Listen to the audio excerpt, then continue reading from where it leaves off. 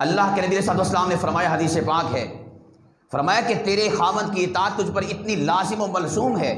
صحیح بخاری کی حدیث پاک، صحیح مسلم کی حدیث پاک ہے، 5194 5155 نمبر حدیث پاک ہے۔ فرمایا اذا باتت المرأۃ، تیرا خاوند تجھے بلائے اپنے پاس اور تو انکار کر دے کہ میں تیرے بستر پر نہیں آتی، حدیث پاک کے الفاظ کیا ہیں؟ فرمایا کہ لعنت الملائکہ حتی تصبح، اس بدبخت عورت پر جس نے اپنے خاوند کی بات کو ماننے سے انکار کیا ہے، فرمایا کہ صبح تک اللہ کے فرشتے لعنت برساتے رہتے ہیں۔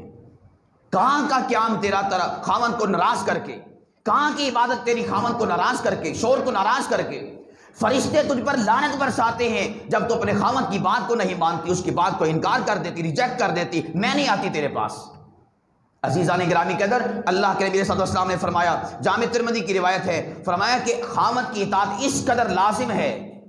فرمایا کہ ایک سرخ پہاڑ ہو، خاوند کہ اس پہاڑ کو اکھیڑ، اس پہاڑ کو تراش، اس پہاڑ کو ریزہ ریزہ کر، اس پہاڑ کے ٹکڑے ٹکڑے کر، اور سارے ٹکڑوں کو اٹھا کر یہ کھڑا ہوا ہے کالا پہاڑ، اس پہاڑ کے اوپر لے جا، پھر اس کو ریزہ ریزہ کر، اور اس پہاڑ کے ٹکڑے، یہ تیسرا پہاڑ جو ہے سفید کھڑا ہوا ہے، اس کے اوپر لے کر جا۔ پہاڑ کو توڑنا کتنا مشکل ہے، فرمایا کہ اگر خاوند اس بات کا تجھے حکم دے دے تو تیرے اوپر اطاعت کرنا، فرما برداری کرنا لازم ہے، واجب ہے، فرض کر دیا گیا ہے۔ آج کی عورت کو اس بات کی سمجھ کیوں نہیں آتی